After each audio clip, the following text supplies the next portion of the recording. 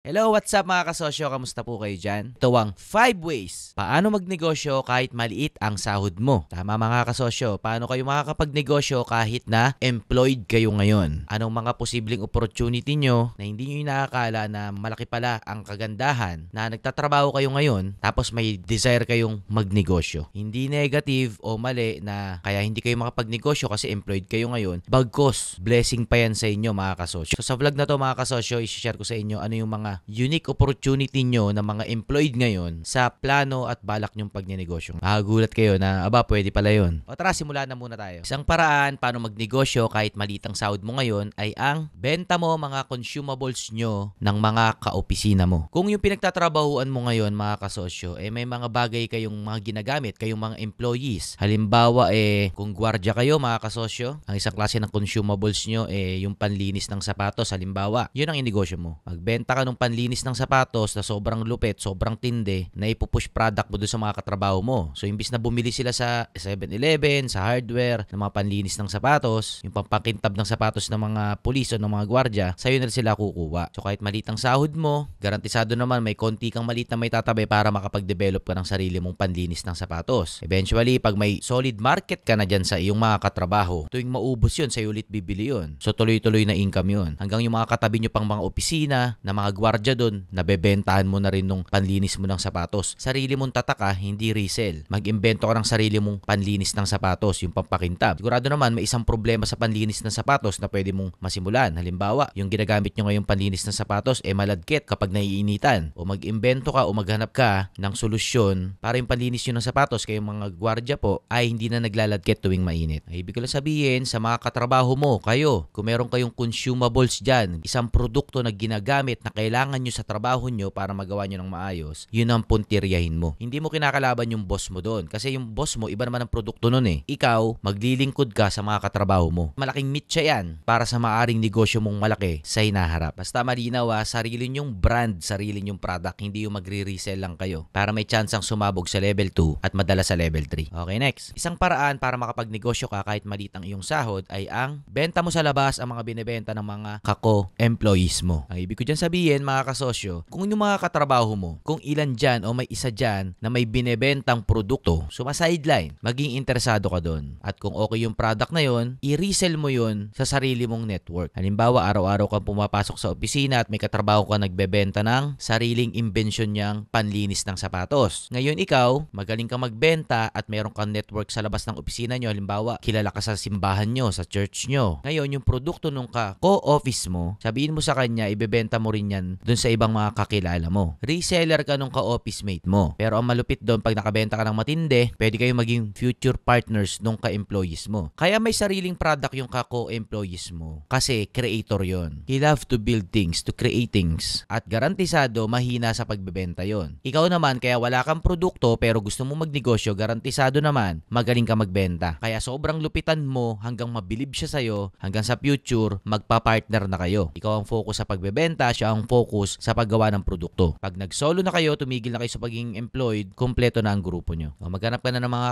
co-employees mo dyan na may sariling likhang produkto at galingan mo sa pagbebenta. Walang pangit sa sitwasyon na yon mga kasosyo Alam nyo ba ang Coca-Cola, yung sumunod na naging may-ari nun ay hindi naman yung nag-imbento ng Coca-Cola. Bagkos yung malakas magbenta ng Coca-Cola. Ganon din sa McDonald's. Yung sumunod na may-ari nun ay hindi naman talaga yung nag-imbento ng McDonald's. Bagkos siya yung malakas magbenta ng prangkisa ng McDonald's. Kailangan talaga para magtagumpay ang isang negosyo, may malupit na sales at may malupit na product creator. Hindi pwedeng isa lang dyan. At malabo na kaya yan ng isang tao lang. Maaring pilitin, pero bitin. Okay, next. Isang paraan paano makapagnegosyo kahit maliit ang sahod mo ngayon ay ang solve your boss or your company's problem but outsource muna. Ang ibig sabihin niyan mga kasosyo, kung yung pinapasukan mo ngayon na kumpanya ay may problema na labas dun sa main product nila or services na hindi masolusyonan ng boss mo, maaring yan ang opportunity mo. Case in point, ganito. Halimbawa, nagtatrabaho ka sa isang restaurant. Ngayon, itong restaurant na pinagtatrabahuan mo, mga kasosyo, yung bubong nyo sa kusina laging tulo ng tulo. Ilang beses nang pinagawa, pero tulo pa rin ang tulo talaga. So, may problema yung restaurant business nyo na hindi masolusyonan. Ngayon, empleyado ka doon at alam mong hindi talaga masolusyonan. Ikaw mismo maghanap ng paraan paano masosolve yung problema ng boss mo about sa tulo ng bubong. Kung nagkataon meron kang kakilala o kaibigan na merong roofing roofing business at magaling talaga doon, irekomenda mo yung kakilala mong magaling sa roofing business. Kung sakaling tumalab yan at nasolve yung problema ng boss mo, aba, may negosyo na kayo. Ngayon, ikaw dahil nasa food business ka din, maghanap ka pa ng ibang restaurant na may problema sa bubong na hindi nila masolve-solve. At dahil may track record ka na naayos mo yung bubong ng kusina nyo dyan sa restaurant na pinapasukan mo, pwede ka pang mairekomenda ng boss mo sa iba o yung kakilala mong pinasok mo. Pero may kita point na mag-usap kayo ng maayos nung pinag-outsourcean mo. Kung hindi kayo magkasundo, importante sa iyo yung market, sa iyo yung customer. Maghanap ka na lang ng iba pang gagawa. Mamaster mo lang isang klase ng problema at malupit kang mag-solve doon. Ikaw ang kilala doon, may negosyo ka ng matindi. Kung sumikat ka sa pag-aayos ng bubong sa mundo ng mga restaurant, hindi ka na mawawalan ng customer. Marami pang ibang halimbawa niyan mga kasosyo. Halimbawa, nagtitinda ka ng damit sa isang kilalang lifestyle brand. And then may problema yung boss mo na hindi maibenta yung mga out of fashion ng mga damit. Ngayon ikaw, empleyado, gumawa ka ng paraan para masasolve yun. Sabi mo sa boss mo, boss, may solusyon ako dyan sa mga out of fashion mo ng stock. Kaya kong i-dispose yan, boss. Kaya kong gawing pera yan. Bigyan mo akong pagkakataon. O ngayon, kunin mo lahat ng stock ng boss mo, diskartehan mo paano ipupush product yun sa iba para maging pera. Ulit-ulitin mo yan, makikilala ka sa ibang mga clothing brand din na magaling kang gawing pera yung mga nakatambak na nilang mga inventory. Basta alamin mo kung anong problema ng kumpanya nyo na hindi masolusyonan ng boss mo dahil sobrang busy na siya sa ibang bagay. At yun yung isang oportunidad ng negosyo para sa sarili mong buhay. Parang sa akin, isang beses lang po ako nakapagtrabaho mga kasosyo nung OJT ako. Nag-OJT ako sa isang security alarm system. Nung panahon na yun, hindi pa sikat ang CCTV. Alarm lang yung motion detector. Kami nag-install ng mga burglar alarm sa mga pawn shop, sa mga bangko dito sa Pilipinas. Sa mga mayayamang bahay dito sa Pilipinas. Shoutout sa Trace Alarm sa Makati, dyan po ako nag-OJT. Shoutout sa mga boss ko dyan. Salamat sa inspirasyon na kaya magsimula ng negosyo kahit sa maliit na apartment lang. Tulad ng pinanggalingan ng Trace Alarm. O, another kwento na lang yan tungkol dyan sa OJT ko. Nung OJT ako doon, puro alarm lang kami noon. And then hindi pa patok yung CCTV. Nataon, yung isang project ko nung ako yung college pa ay isang security robot. At yung robot ko noon na na-TV sa Channel 2, sa Channel 5, sa Channel 7 ay may camera. Kaya bago ako pumasok doon sa alarm system company namin, naging eksperto na ako sa mga camera kasi pinag-aralan ko yung camera kung ano yung pinaka-the best na camera kasi yun yung ilalagay ko doon sa robot ko. Ngayon yung pinag-OJT-an ko, hindi pa eksperto sa CCTV. At doon ko nakita yung opportunity na yon. Yung sabi ko, boss, alam ko kung saan makakukuha na ng mga CCTV dito sa Pilipinas. Kasi lagalag ako sa Quiapo yung bagsakan ng unang mga CCTV dyan. Kaso hindi tinanggap ng boss ko yung proposal ko. Ngayon, hindi ko naman sila kinakalaban kaya pagtapos ko ng OJT ko, ang una ko nga negosyo, yung CCTV company ko. Nagnegosyo ako ng CCTV company kasi nakita ko yung opportunity na yung mga client namin noon naghahanap ng CCTV matitindi. Kaso, ang expertise lang nung trace alarm system before, burglar alarm nga. Pero ngayon may mga CCTV na rin sila garantisado. Mga ganyang halimbawa ba, may oportunidad kung saan ka nagtatrabaho ngayon. Huwag mo lang silang direct nakakalabanin kasi yun ang bawal na. Katulad nun sa akin, nag-OJT ako sa alarm system company, hindi ako nagnegosyo ng alarm system. Yung may mga keypad, may mga motion detector, may mga monitoring system, wala ako nun. Kahalintulad pero hindi katulad. Kamukha lang pero hindi kagaya. Alarm system sila, security. Ako naman, CCTV, security. Walang problema doon mga kasosyo. Basta hindi ka direct competitor nung pinanggalingan mo. Respeto rin naman, mahalaga yan. Kaya tignan mo kung nasa ka nagtatrabaho ngayon at sa tabi niyan, may opportunity dyan. OJT ko, alarm system. Sa tabi nun, CCTV, security system. Bagong opportunity. Okay, next. Isang paraan paano magnegosyo kahit malitang sahod mo ay vlog your work. Opo mga kasosyo, may nausong trend ngayon na mga content creator na wala to noon nung ako'y nagsisimula pa mag-content 5 years ago. Ngayon yung mga employees, kung saan sila nagtatrabaho, gumagawa sila ng content about dun sa trabaho nila. Hindi alam to ng mga boss nila. Pero sa tuwing malalaman, tuwang-tuwa sa kanila. Isang halimbawa niyan yung sa Amerika, nagti-TikTok siya, gumagawa ng ice cream. I mean, nagsuserve ng ice cream. Naglagay siya ng camera sa harapan ng bibig niya, nakatutok lang doon sa ginagawa niya. Habang nagagawa siya, nagtatrabaho siya, nagsuserve ng ice cream, binibidyoan niya yun at nagsasalita siya, nagkikwento. Ina-upload siya sa TikTok. Sikat yung ice cream na yun. Viral. Ngayon, tuwan-tuwa yung boss niya kasi syempre ba naman, libreng marketing yun sa brand nung ice cream nila. Ganon din doon sa isang empleyado ng Subway. Ganon din, gumagawa siya ng sandwich, meron siyang point of view na camera, nakatutok doon sa paggawa ng sandwich at nagsasalita lang siya, nagkikwento. Viral din. Ngayon, ang laki na ng bayad sa kanya nung may-ari nung branch ng Subway niya. Pero pang isa, Donatan din, ganon din. Empleyado siya, kino-content niya kung saan siya nagtatrabaho, napapasikat niya yung brand nung pinagtatrabahuan niya at nakikita nung iba kung paano magtrabaho doon at naging interesado para magtrabaho din doon sa pinapasukan niya. So, positive effect doon sa pinagtatrabahuan niya. At sikat pa siya. Dito naman sa Pilipinas, yung sa TikTok, yung sa Andok siya nagtatrabaho. Kino-content niya yun doon. Simple lang pero interesting. So, may opportunity doon. Eventually, yung